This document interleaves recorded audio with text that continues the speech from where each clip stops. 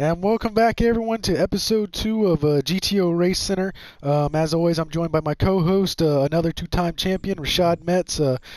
Thank you for coming back for us for episode 2, Rashad. And our guest star, our guest driver tonight is Nicholas Collier. So welcome to the show, Nick. Yeah, no, thanks for having me. Excited to be on the show this week. Glad to have Nick to join us today. Yeah, we got a lot to talk about, a lot of stuff we got to talk about, like last week's race. I want to go a little bit more in depth. Nick, just your racing background and stuff and what brings you to the league and a lot of stuff to cover. So, Rashad, if you want to find something for us to talk about. Let's jump straight into last week's race. The 93.1, the Lake 50. What did you guys think? What were y'all opinions on what happened in that race? Was that a fun race for you guys to watch and experience, to be in the driver's seat and race? Let's go to Fenway. Fenway, what's going through your head? So I actually still have yet to watch any of the races that we've run this season back. It's not been a very good season for me to start, even though being in 4th place by not much in the points. I just felt like we've not had outside of Daytona, not really had a clean race start to finish, to the point where it's like, oh, that was a fun race to be a part of. We've had a lot of new guys in the league that just have a different racing style, just aren't up to par with the skill level in the league. And a lot of that, it's just going to take time and a lot of patience out of us. But when we were up front racing with the guys that we normally race with that have been in the league for a long time, that's when the racing was fun to me, because we all know how each other drive. We know how to drive around each other. We could take each other door to door through most of the course, and it was no problem. Yeah, I do agree with that statement. You do bring up some great points, specifically with how the cars handle and things like that. It does take a lot of skill, and throwing some of these newer drivers straight into the deep end and having that and jumping straight into these more complicated cars to drive, because it's not like we're driving a grade 3 or a grade 1. It's just straight up the Sylvia tune that we have made to imitate stock cars. That's one of the challenges I wanted to lean on to, as we talked about last week's race, was the lack of downforce is what a lot of people have been talking about on the race cars, which that's what adds a lot of challenge, in my opinion, to the cars. And a lot of people also agree with me that it adds a lot of challenge to it. But at the same time, it also complicates things when it comes to racing in dirty air and not being in dirty air. And I think that's what made the racing at BB so great, in my opinion, is having to combat so many of those factors and try to be fast and also try to drive around the people that you're driving around. So, Miles, what do you think? Last week's race? Well, last week, although I still was able to finish third, man, I was a little frustrated. Hell of a drive, by the way. Yeah, hell of a drive. Left the track with a little bad taste in my mouth. We had a bad, fast 06 Ford Mustang all race long, and we got Connored at the end. Jalen Connor, he's actually the only driver to ever get disqualified from a GTO race, and it happened again this past weekend. Twice. Yeah, I know Nick had a couple run-ins with him, and I believe you did too, Rashad. And yeah.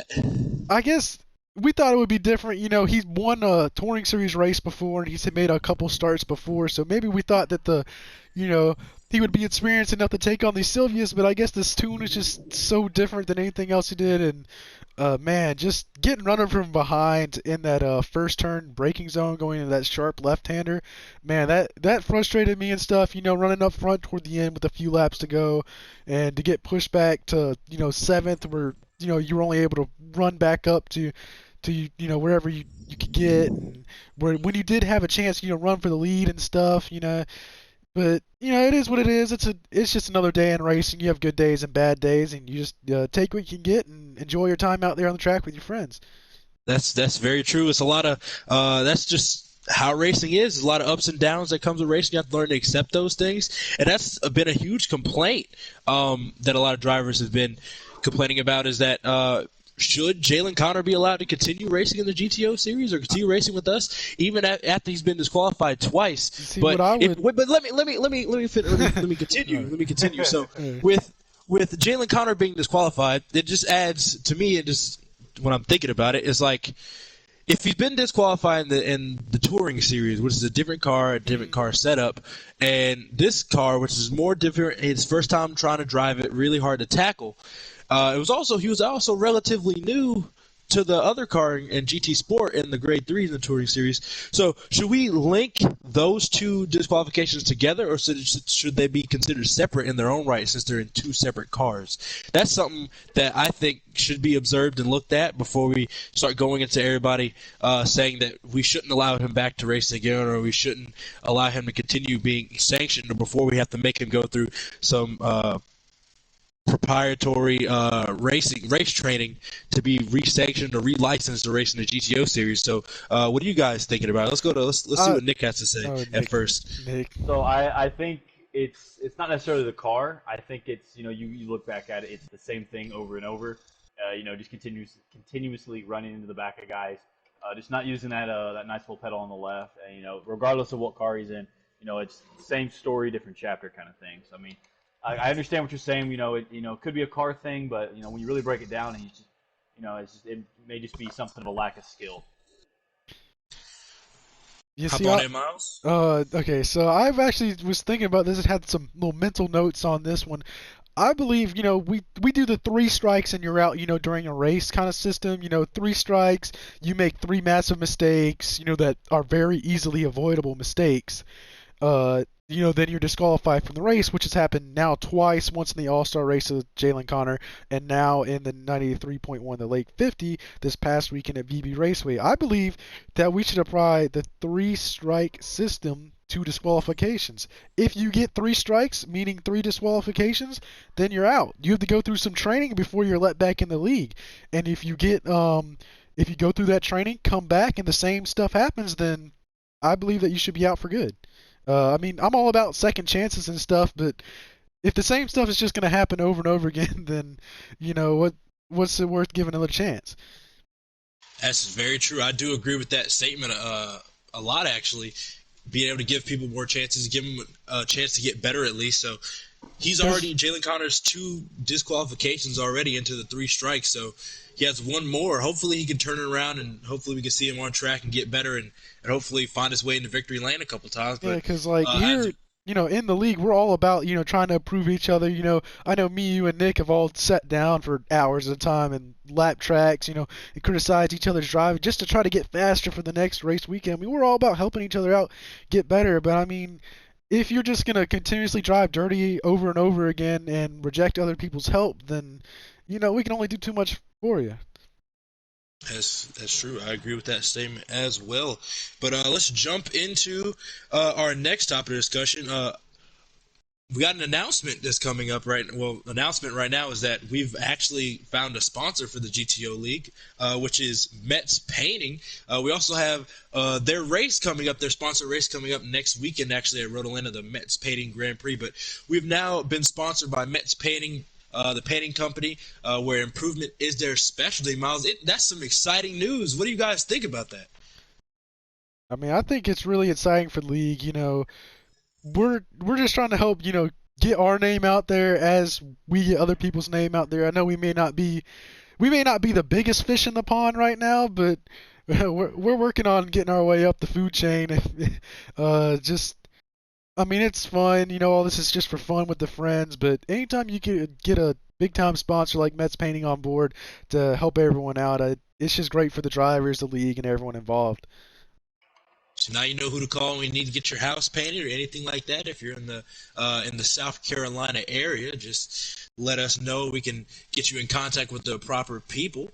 But let's continue this conversation and discussion into this weekend's race with the Metz Painting Grand Prix. So let's start with Nick here, and let's see what ideas and thoughts going through his head when we talk about when he hears the name Road Atlanta. What are you thinking? What's going through your brain right now as you get prepared to tackle this race track? You know my opinion. I'm not a big fan of this track with this car. This car that as I spin right now as I'm practicing. It's there's a lot of tight corners, and the way this car is set up, it's really set up for ovals. It doesn't, the rear end doesn't like to kick out and turn very well on road courses. This track being no exception. So there's its own level of difficulty coming to it. A lot of really really sharp corners. A lot of narrow track as well. So being the first track that we have not raced since GTO Sport. I should say, a new track that wasn't in GTO Sport. It kind of brings its own difficulty in that, like, most of our drivers really don't know what to expect since we've never been here. You don't know how the race is going to fare out. New car, new track has always posed complications and frustrations. So, do you think that you're going to see drivers using the bumper in some of these tighter corners? You think passing is going to be a little more complicated? I think people are going to be a little bit more reserved after the last couple races. We've seen a lot of wrecks. The past two. I think drivers are going to be a little bit more reserved. Really try to pick and choose their spots to pass, especially on a road course because like I said, these cars are very tight, but they do move very easily. And there's a lot of really, really fast corners, especially on the back half of the track, that can really, really mess up somebody's night if you do it improperly. That's very interesting that you bring up that we have had a lot of wrecks recently in our GTO series races. This question is to both of you guys. So, do you think like an implementation of like a light damage model to our races might limit the amount of stuff like that, or do you think it'll more punish the better players that are on the receiving end of some of these more unexperienced drivers?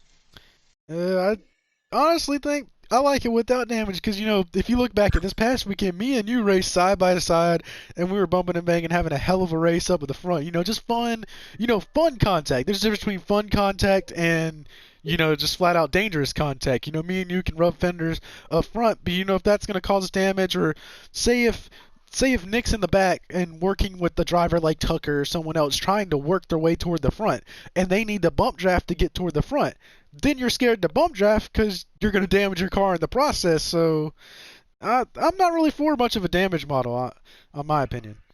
What's your thoughts on this topic, Finlay? Yeah, I'm kind of with Miles. I mean, it's kind of one of those things where it's there's going to be people that are for it, to kind of help further penalize the more inexperienced drivers, but also at the same time with a lighter damage model, then you're penalizing anybody who those lesser talented drivers get themselves involved with in a race. So, you may have somebody up at the front that would normally be up at the front late in a race, but because they've, received damage, they're not going to have that same chance at the end. It does bring a little bit more realism into it. So, I understand that as well. But, I mean, that's really not what our league's been about. It's just been more about, just racing hard, as hard as possible within the parameters of what most people would consider clean racing.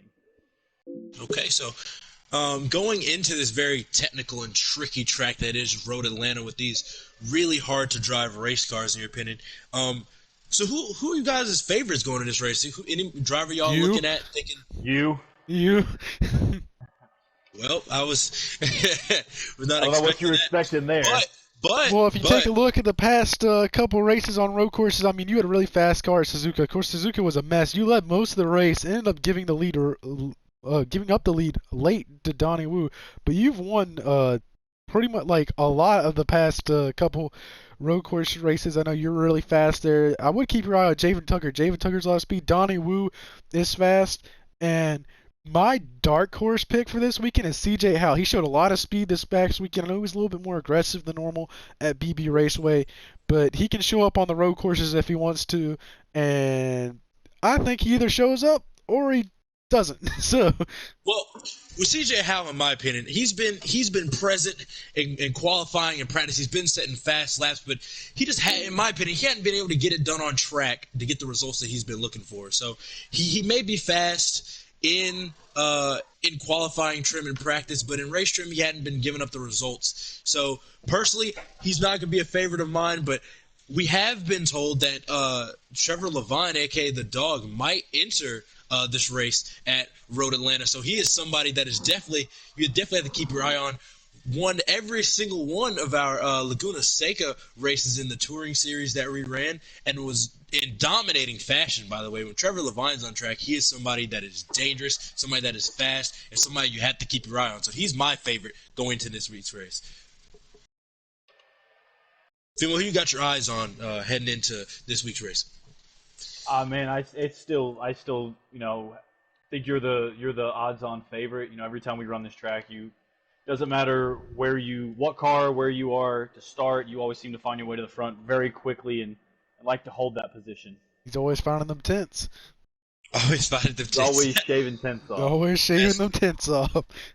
That's very true. That I hear that all the time from you guys. But like, let's jump into what challenge do you think these drivers are going to face in this race? Do you I think it's going to think be problems with passing, cornering, straight speeds, braking zones? What do you think is going to be the huge challenges that these drivers have to overcome in order to be successful in this weekend's race in the Metz-Payton Grand Prix?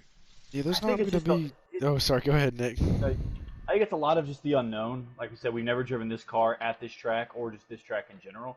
So the first, probably, handful of laps is just going to be, kind of the guys just testing the car, seeing what they can do in dirty air, around other cars, and just seeing how the car handles itself. Yeah, it's Miles, going what to you be thinking? very, very difficult to pass. There's not many passing zones on this racetrack.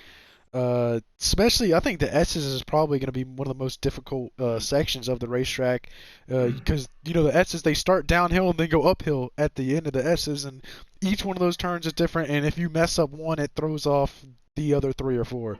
So that's going to be one of the most difficult ones. And just, uh, I mean, drivers behind you. I've been worried a lot, just getting run over from behind.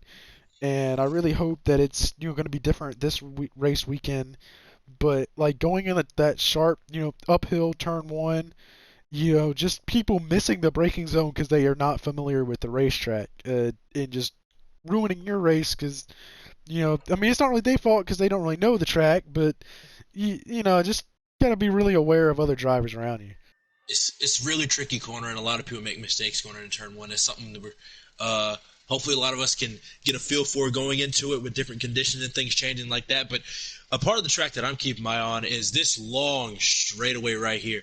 This really long straightaway around the backstretch into that little chicane, back up to the uphill, leading to the start finish line. I think that's where you're going to see a lot of your action unfold when it comes to going down to the wire. We're going to see a lot of your passes, a lot of people trying to get outbreak each other, everybody trying to get every little bit out of that race car and get the best run they possibly can going down that hill.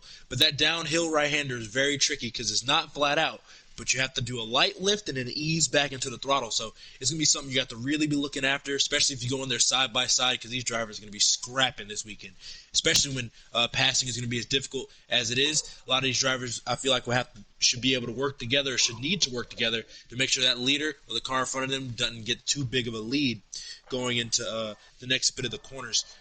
But this is very interesting. Is this new announcement, or not necessarily an announcement, but an idea that has been coming into the league as we segue into this. We're going to have Fenway talk about this because Fenway has an idea for a potential lower series in the league, kind of something for more inexperienced drivers, I think, according to Fenway. That's what he was talking about to us earlier. So Fenway, just fill us in. What ideas do you have for a potential lower series?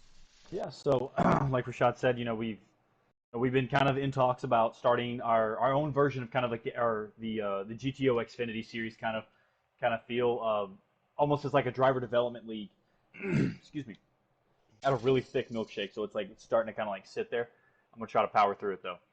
Um, but yeah, so just trying to figure out a way to get these drivers kind of prepared for the racing that we do in the Mets painting series now called. Because a lot of guys on Gran Turismo, used to racing, those Group 3 cars, or cars with a lot of downforce, a lot of road courses. So using this league as a a kind of a minor league system, something to kind of help people transition into the way we run leagues, and B, as a grounds for testing new rules for future series. Um, we kind of bounced around with some cars. We thought about maybe doing a truck series. That could be fun. Or maybe we figured, what if we did a Super Formula League? And we're like, that kind of takes away from the whole point of what we're doing. So, after some testing and stuff, we ended up landing on the Mazda Roadster touring car for the official car of this series, which still doesn't have a name, but we're going to work on it. But most of the things are going to stay the same. Points are going to be the exact same way as we do in the Mets painting series. The only difference in points is that we are adding one other way you can get points. The fastest lap of every race will receive 5 points. That way we can help some of the guys at the bottom of the leaderboard, help them get a couple extra points later on, or even some of the guys that are really, really fast, help spread that margin in the points itself. So just a fun little thing we decided to add. And qualifying will also be a little bit different to maybe try to help get these races started a little bit more smooth. It will be a 3-lap shootout, or 2, maybe depending on what the track is, 2 to 3 lap shootout to set the field for qualifying.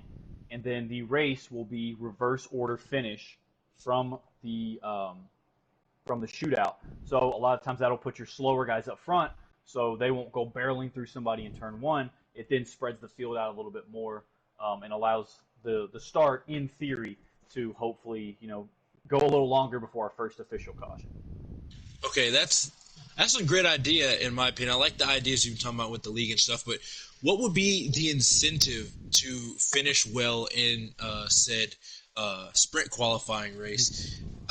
Is there do you get points for winning it or something like that? Since you do get penalized technically for finishing ahead.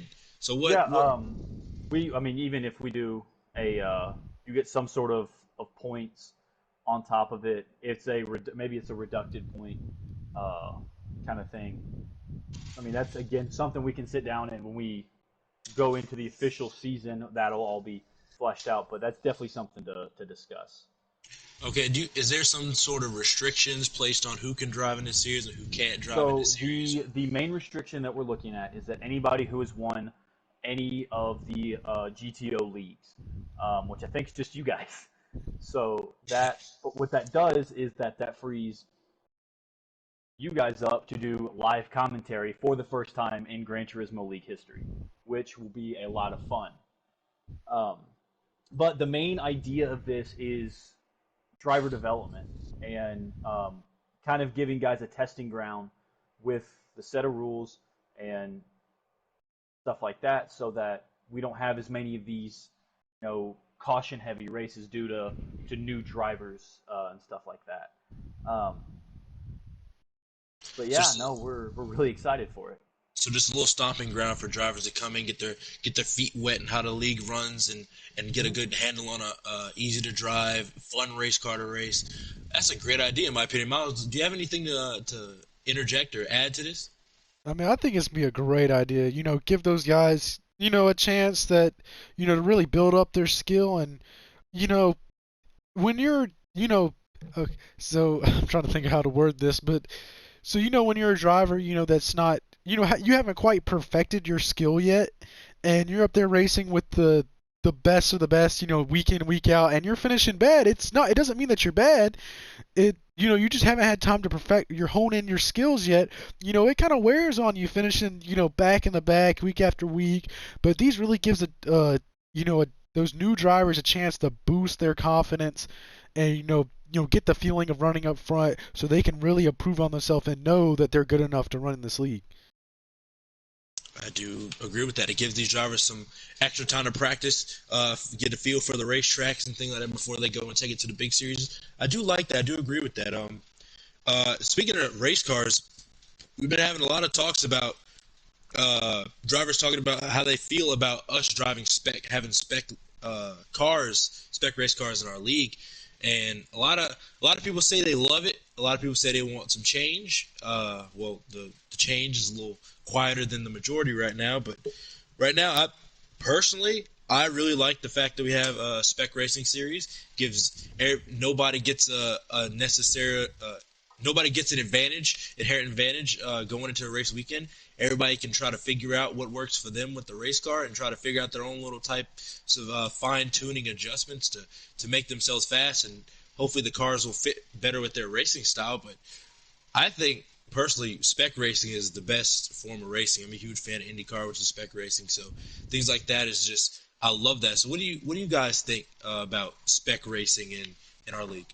I honestly love it. I think it's the best that we can do because – we've ran 2 Group 3 seasons. Actually, all the cars that we've ran in past season, whether it be the weekly series or the touring series, although they are technically in the same category of cars, every car is different. Say like I used to run the Mustang. The Mustang was not a good road course car. But say, Rashad used to run the Corvette, which is a lot better road course car.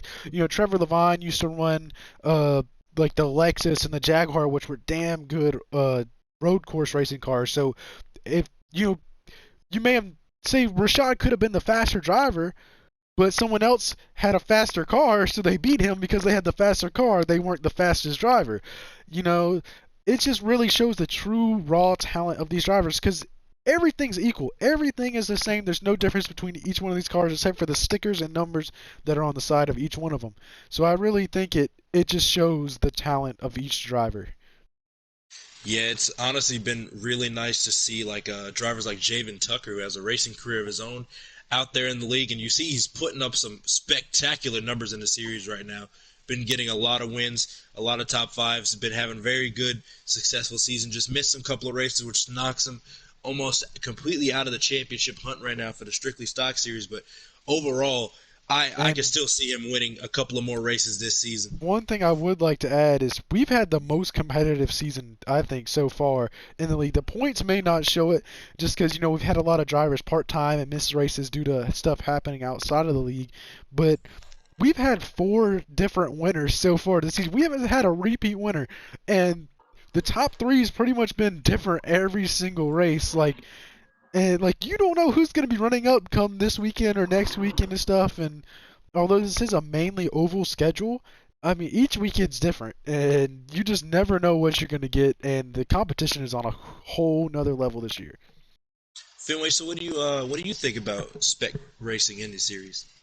I mean, I think you guys hit the nail on the head. It kind of it really puts it back into the driver's hands. The best drivers, um, are going to be up front each week in and week out because, like Miles said, it's not the car, it is the driver. So you can see a lot of the skill, especially more so at road courses. I feel like than some of our ovals, but you can really see who can drive the car and who can really tame each track, and it makes it really exciting. I think our last qualifying session, I think it was less than 2/10 separated the first, like the top 5, which is incredible. It really speaks to the level of talent we also have in our league. So it makes for really, really exciting racing. It's something to really be proud of just the talent that we have grown through the league in the past, couple seasons. Yeah, speaking of that, honestly, the whole top 5 had speed to win that race. Just didn't go a lot of people's ways due to on-track incidents and getting cornered. But it's a lot of things like that interfere and cause racing incidents like that. Just really bother. Well, that fan is having a really fun time down there on track, leaning over, looking at I don't know what. But He's just trying to see what kind of the surface is on the racetrack, kind of gauging the rubber and track temp. Try to gauge the rubber. Okay, so we got some extra time. Let's hop into some real life motorsport talk. I think that'll be great. First, let's talk about the NASCAR schedule or just NASCAR in general coming up. What are you guys' thoughts on the 2023 season? I have something that I would love to go into. It may be kind of a longer topic, but if you would allow me to. Go ahead. So, many drivers, in NASCAR and the Cup Series stuff have been voicing their opposition to the way NASCAR is running, and a lot of people are fearing that NASCAR could very well be heading toward a split, as IndyCar and CART did back in the 90s, I believe, and which was just awful for the series. And without the Indianapolis 500, IndyCar may not be around today. All do that split. But as we know, NASCAR, Same video. NASCAR have just done a lot of things lately that has not been making the teams money. Hendrick Motorsports, one of the top teams in the NASCAR Cup Series, just posted their 3rd year of losing over $2 million in a row. And what that's causing is all these teams, since they're not making money from NASCAR and from the TV deals, they're leaning on sponsorship, which is causing sponsors to pick up multi-million-dollar tabs just to have a little, a couple inches on a quarter panel, which is absolutely nuts. And it's causing a lot of, top sponsors to leave and stuff. And one direction I think this may be heading, and a big clue is the Cars Tour, which is a late the top late model stock car touring series was just purchased by Dale Jr., Jeff Burton, Justin Marks, and Kevin Harvick. And all of those have have publicly voiced their opposition towards NASCAR and stuff, and how and Justin Marks, he was talking about starting up a whole nother series to run exhibition events. So I don't know if they could use this newly acquired Cars tour, as kind of a new uh, stage for them to race on and a new place for them. But it's just a lot going on right now, and I want to know if y'all have any thoughts on that. That's wild to think about. Something that I grew up watching NASCAR growing up, just noticing that there could be a possible split is just wild. NASCAR has a lot of tracks, but honestly, from a fan's perspective, that would be super exciting to see from a fan's perspective. But let me explain. So, from the simple fact that would push a lot of the unsanctioned NASCAR events to more local road courses, more local short tracks, and that's where NASCAR originally originated. And a lot of people say that NASCAR is moving away from it, which I do say NASCAR has been moving farther and farther away from its roots over the past years. But trying to get these pouring money into these local short tracks to get these short tracks booming and growing these short tracks popularity and things like that would be great for motorsports all around in general, especially oval asphalt racing, which they do not make nearly as much money doing that as the dirt series do, because dirt is where a lot of the motorsports money is going into that. But let's segue over into the 2023 NASCAR schedule. What are you guys looking at on the 2023 NASCAR schedule that catches your eye and catches your attention? Something that you might be excited for going into this year? The first two that really jump out to me is the Clash of the Coliseum, just because of what we saw last year, the first time attempting it. I wouldn't really call it a success, but I wouldn't call it a failure either. So it'll be interesting to see kind of how how NASCAR handles it this year. And the other one is going to be the Chicago Street Course. Kind of something very, very different we're not used to seeing from NASCAR. So it'll be very interesting to kind of see how that goes. We did see the iRacing League take their the next gen car in their series to that track, and we kind of got a glimpse of it. But as we learned, when iRacing takes their car to a track like they did the Coliseum, it doesn't necessarily translate over to the same kind of racing all the time, just because of the drivers' personalities, and you don't have to pay money to fix the car when you wreck it. You kind of just turn the system off and you're done. So it's a big difference there. So there's again kind of like us racing at Road Atlanta. There's a lot of unknowns going into those races still. It kind of, I think, almost helps in the favor of nobody knows what to expect, and everybody loves going into the unknown. That's very true. Yeah, Something that I've been. Wilkesboro. You got to talk about North Wilkesboro coming back. That's just because I'm more of an old school style NASCAR fan, and I believe NASCAR is kind of going away from its roots a little bit. NASCAR kind of accepts its roots, but then rejects them at the same time. We're going to talk about our roots and how great it was back then, but then we're going to lose all these older tracks and move to road courses, even though it is a mainly oval racing series. But I think bringing North Wilkesboro back, even though the short track package with these cars isn't the where it should be for this racetrack, I still think it's going to be a hit with the fans, and I hope this racetrack doesn't leave the schedule anytime soon. I 100% am behind that. Super excited to see what these cars are going to do again in 2023. Hopefully they come out with some adjustments and things like that. Hopefully increase safety. We want these drivers, of course, to be safe, because if the drivers are safer, they'll enjoy racing more, and the more they enjoy racing, the more aggressive they'll be on track. But let's transition into any Formula One fans out here. Let's jump into Formula One. Who's you guys' favorites going into the season? Because I'm a Max Verstappen fan. Let's say both you guys are Red Bull guys. This is where it gets interesting. You guys are Red Bull. I'm Mercedes. So this always gets a good good rise out of our group chat. I like Mercedes for next year. I thought that they struggled.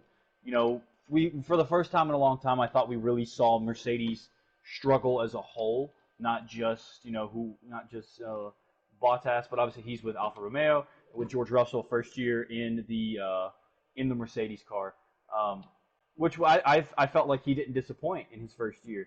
He picked up a win, several podiums. I thought he looked very sharp. A lot of glimpses of a really good driver in there. But with the first year, with the budget cap, it kind of, again, there was a lot of unknowns, so it kind of it made things a little bit more interesting, even though the points gap got very, very large very quick. So I think after these teams have had a year under their belt to kind of get used to it, I think we'll get some really, really exciting racing next year. Well, I've been a Max Verstappen fan for years, but I do pay attention. I do definitely pay attention. Max Verstappen has definitely gotten more mature behind the wheel, and especially with Checo. Honestly, I think Checo is one of his better teammates. Not for the sense that maybe driver ability, but I think for the sense of wanting the best for the team in general. And I think that is honestly, it's humbling for Checo. Well, and not humbling for Checo, but in general, it's like, okay, I may not be the fastest in the car right now, but so let me just see what I can do to help the team win or how I can help the team succeed. And I think that selflessness from Checo is what is definitely helping Red Bull becoming successful as they are becoming, especially Max Verstappen, who is a hell of a talent behind the wheel. But him being more mature and growing more as a driver behind the wheel is definitely starting to show as he's starting to putting on clinics in a lot of these races and making incredible comebacks. Really kind of reminds you of Lewis Hamilton when Mercedes was the top dog. All these, how much faster they seem to be compared to him. But George Russell was really fast in Mercedes equipment. I really do like that. I was definitely keeping my eye on him when he won the Brazilian GP. I was watching that race, and I was super excited to see him come across that line first place. Super excited. It just sucks that contact between Max Verstappen and Lewis Hamilton happened that caused that little bit of a dispute there. But overall, super excited. I think my focus is still going to be on Max Verstappen. I think he's going to be the guy to beat again this season. Again, because he's just really good behind the wheel. I think a close second is going to be George Russell, if not Charles Leclerc. If Ferrari capitalizes with the new engine that they're bringing and also with the new team principal, I think Ferrari might be somebody you definitely have to look at. Hopefully, if we're lucky, as race fans, we're going to pray to the racing gods here that if we have a 3-team battle for the championship, would be happy, and everyone would love that personally. Just seeing where these guys' cars thrive at, which tracks their setups favor, and things like that. I'm super excited to see all that stuff coming into this season, especially with the new more American racetracks on the schedule. Super excited to see how those perform. So, Miles, what are you thinking going into this F1 season? I think it's gonna be a great thing. I mean, I thought it was a lot more competitive this year, than it was back with the new budget cap cap that has been implemented, and just a bunch of new things I think is cool. And I love the new teams wanting to enter. In the next couple of years, Audi's wanting to enter. People have talked about, Andretti Motorsports, they really want to get in, but a lot of F1 teams are opposed to that. But I think the new competition entering the sport is great, and seeing teams that weren't doing so well in the past couple seasons really make a big leap in improvements this year. So I think it's a really cool sport, and just it brings people together around the globe. It's really a motorsport like no other. Yes, very true. I do agree with that statement. It's super exciting, all the things we have to look forward to in racing, not only in the GTO series, but as well in real-life motorsport, as we can see. Any other topics you guys want to cover before we head off? But so far, incredible. Yeah, good. Yeah, I believe. Since our guest is Nicholas Collier, I would like to we just want to talk about your backstory, if that's okay with you, Nick, and your journey through the GTO League. So I know you joined, I believe, midway through the weekly series season and the touring series season last year. Just what was it like coming into the league? What was your first thoughts? Do you even remember anything about that first race? Or be 100% honest. Be 100% honest. No bullshit or anything like that. It was scary. It was terrifying because I hadn't raced Gran Turismo since Gran Turismo 2, when I was little. I'd done some Forza back when I had Xbox, but my primary racing focus was NASCAR. So I was in some NASCAR leagues and just wasn't, really just the passion and the fun wasn't there anymore. So I was like, all right, man, I got to do something else. So I got picked up just a copy of Gran Turismo Sport, like $10 or something like that at GameStop. I was like, all right, let me go on Facebook and let me just find a league to go. And there wasn't a lot. I'm not gonna lie to you guys. There was, I think Rashad had a post in the forum, like it took me probably 10 minutes to scroll down to it, and I was like, all right, let me message this guy. Let's see what it's about. And he messaged me and he said, yeah, this is our league. Here's our YouTube channel. We stream the races, and that's when I was like, we commentate races. I was like, man, it's kind of cool. Like it feels like a broadcast kind of thing.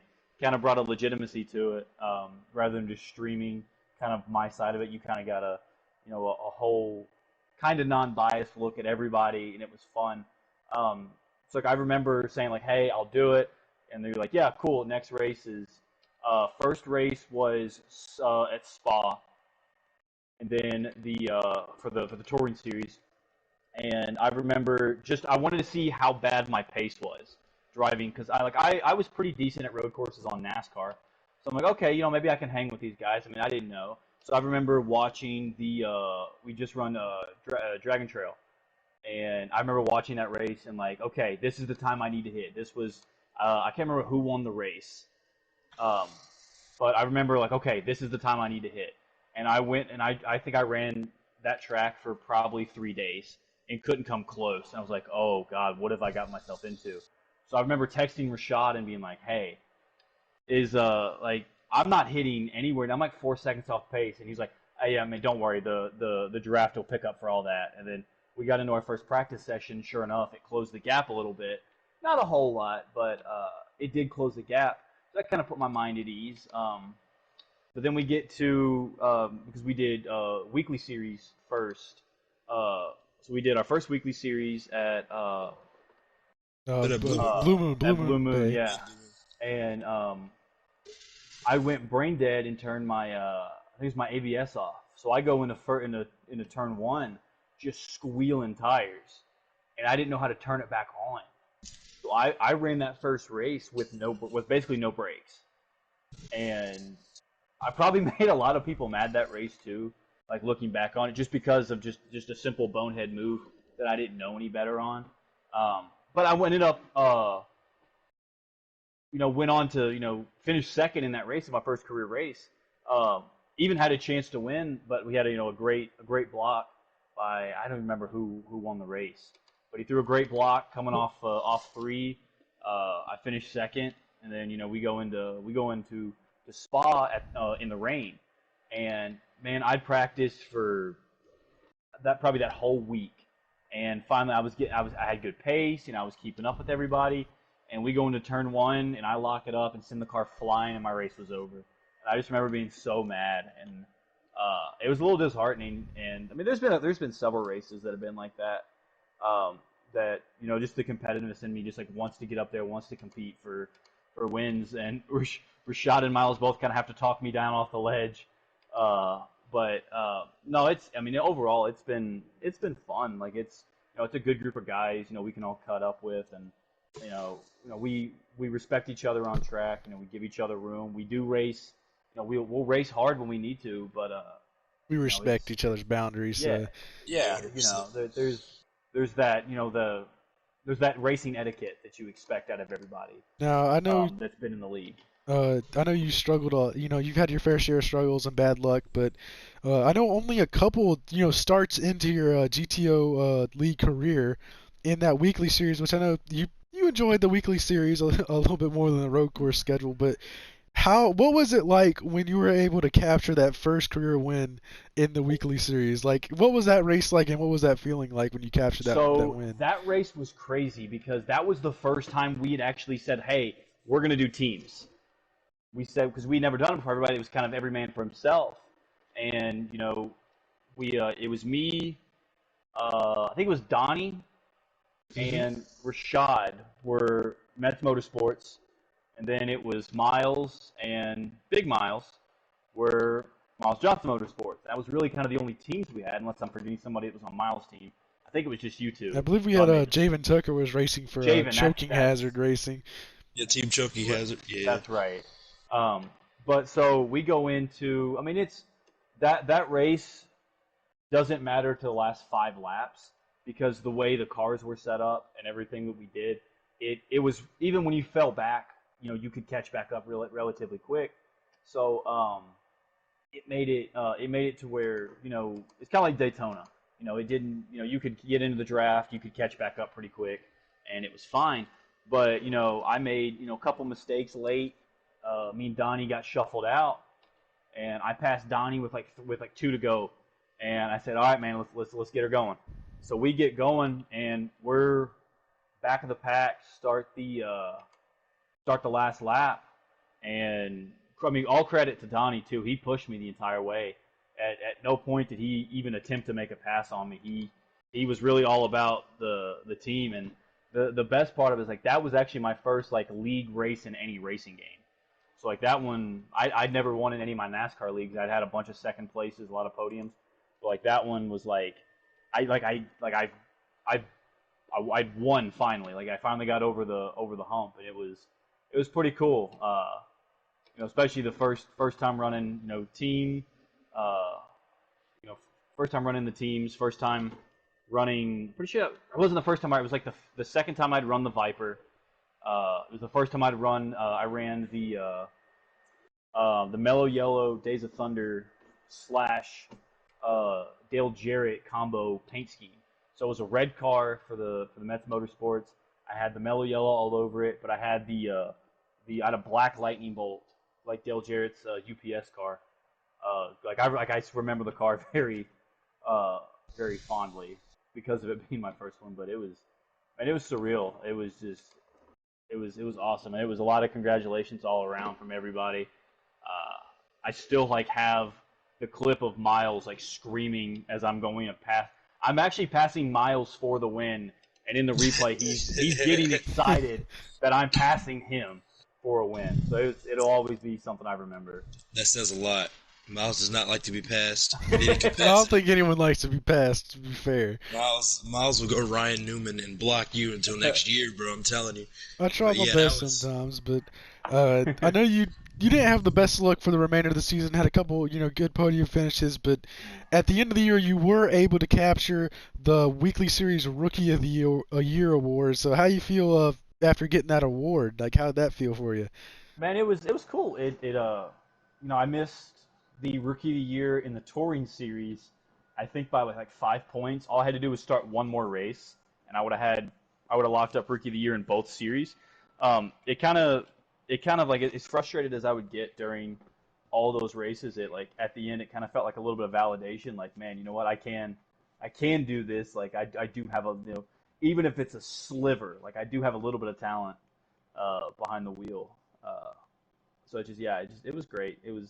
Like I said, it was just validation of everything we had, put in. Because, I mean, we worked our asses off all season just to get, not just myself, but to get everybody competitive.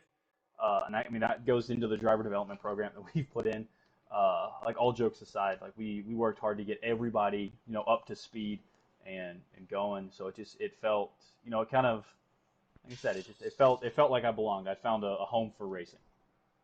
Yeah, we thank you that you chose us, or you choose us, but we know we went through a long break there between seasons and stuff. I know Rashad didn't really like it that much either, but we're finally back at it. We've been back at it since the end of last year. How are you feeling about this new season so far? You've been pretty competitive, actually. We're able to capture 2 podiums so far this season. Finished second last weekend. In a couple top 5s. You almost won Daytona, came, within 100 yards of winning it toward the line before I was able to slip past you. We ain't got to bring that up now. Dirty move by Miles Johnson. Move. He left the hole open. I went for it. I signed with Miles in the off season, and he decides to take the win for himself. Hey, we were able to sweep the top 3 in the team, we did put so that Miles was Johnson nice. Motorsports at a podium sweep race 1, so that was kind of fun. But how you like the blah blah blah blah blah blah blah blah podium sweep blah blah blah blah blah podium sweep. We're the only team to be able to do it twice, so Uh, Round of applause. All right, I was getting uh, hit my elbow. but how do you like the Silvio racing so far in this little stock car series we got going? Like I said, man, like I said earlier in the show, it's fun. Like it it kind of brings a different racing style. Really caters to the guys who drive stock cars or have done stock cars stuff prior. Um, but again, it really kind of narrows the playing field. Uh, like I said last week, we had our top five separated by less than 2/10 of a second from one, top. I mean, even I think 1 to 7, I think was separated by less than half a second, which is that's pretty daggone close. And then even though I think every single week in and week out, our qualifying, it's like, dang, who's going to qualify first? Where's everybody going to finish this week? It's been fun, man. I think I prefer the spec racing and the Sylvias to the Group Threes. I think that may just be a little biased, being up in the sniffing a podium in the points, uh, but I think it's been fun. It's been a lot of fun. What tracks or cars would you like want to race in a GTO series race, series or schedule? I mean, I was bummed when we took Daytona Road Course off. That's one of my favorite tracks on this game. I race it really good. I probably beat myself to death trying to get the time trial on that Circuit experience. on the circuit experience. I mean, I think I raced that thing for a month before I finally got it down, and I think it shows because like I would say that is one of the only track road courses where I can get up there and hang with Rashad almost corner for corner, and so I really like that track. Um, I think uh, like a road circuit would be kind of fun, like a Tokyo Road or circuit, something like that. Ooh, a It'd be street something course. like a street course Technically, would be kind isn't of. All States Village a road, a street course technically? I wouldn't count that as a street course. Yeah, like I mean Yeah, more. you know what I mean by street course. Yeah. So I think a street course would be incredibly frustrating just because again of how narrow it would be. It'd be like it would it would make a lot of people very upset very quickly, but I think it would be something fun and something different. They What just need Um, to if add a Lagoon or Long Beach to the game it'll already. I mean, be a, it'll be a cool idea to have an exhibition race there, that we could commentate and stuff just to see if how the track races and see how it'll kind of handle, if see, we that's commentate and things also like that. where the uh, our minor we've got to find a name for this new league, this minor league system. We got to name it soon. But that's where Yes. that comes into play because you can use that as a testing grounds for tracks. because we are With driving the road sinks in that series, right, Nick? Yeah, we're just the Monster Road Yeah, Series. call it Miata Mayhem. Miata Mayhem. But yeah, that could be another thing that you could use that Miata for. Proving Grounds. Yeah. The Um, GTO Proving Grounds. I actually really like that. I actually kind of messed with that name. I'm not gonna lie, that's kind of nice. The Here at the Proving Ground GTO series. Proving Ground series. Ooh, okay. So it's gonna be the Proving Ground series. All right, got it. So in Proving that, Ground Invitational. The GTO Invitational series. oh, I like that. Okay, we've got a lot to think about on that. But it could be something where you use that series to test how tracks are gonna work. Which With especially when we're all using the same car, the same kind of thing. It'll really kind of help determine some stuff we can do for the Mets painting series. which I think would be like a fun idea is like say like the Strictly Stock series is our top series right now. We may have another Mhm. series come dethrone it later down the road. But I really love the Strictly Stock series. I don't know about y'all, but I want to keep this thing going for multiple seasons into the future. Um, but I believe, I think it would be really cool. Like, say the Strictly Stock series goes to a longer version of a track. Like, say it goes to, goes to Blue Moon, regular old Blue Moon. Like the Miata series could run like an infield course there or something. Or say they go to like, as we get the 5 minutes to go signal in the show, but we get, say they go to a longer track, like we take the Glen, we go to the long circuit, which we are racing the short, and the Miatas go to the short. So, they're still getting a taste of the track that the big leagues are running, but it's on a lot, shorter and more manageable scale for these new drivers. Exactly. No, I think we're definitely onto something there. A great idea, but let's start winding down here and let's kind of start closing out. So honestly, I enjoyed the conversation that we had today. I'm super happy that Fenway Nick Collier got to join us in the booth today. I'm super glad that you were here, Miles Johnson. Thank you again for this opportunity to be on GTO Racenter. Anything you guys would like to say before we wrap I would just like to say thank you, Nick, for being on the show today. Me and Rashad just want to have some fun and do some thing, and thank you for coming and talking about your career. And we do look forward to Rashad. You're getting interviewed soon, and we're gonna have a Rashad Metz special. I mean, for being the most winningest driver in the league, we're gonna probably spend about a whole episode just talking about your racing career and your racing dreams in the real world. So we're gonna open you up on the show here one time. But that's it from me. I think that's about it. All I got to talk about. All right. Well, thank you all for watching, and thank you all for tuning in for another installment of GTO Racenter. Have a great evening. Have a great rest of your day, no matter what time you're watching this, and we'll see you guys in the next episode. And thank you all for watching again. Make sure to hit us up on Instagram. Let us know if you want to join the league. Just shoot us a text. We don't bite. Well, Nick might, but we don't bite. Just send us a text. Make sure if we don't release another episode of Race Center before Sunday's race here at Road Atlanta, let us know. Please watch the race this Sunday. We need all the views we get. If you want to sponsor the league, let us know. We got races over for sponsorship. We got series over for sponsorship. Just hit us up. And thank you all for watching GTO Race Center. Thank you, Nick and Rashad, for being on the show, and we will see you again soon. Thank you for watching.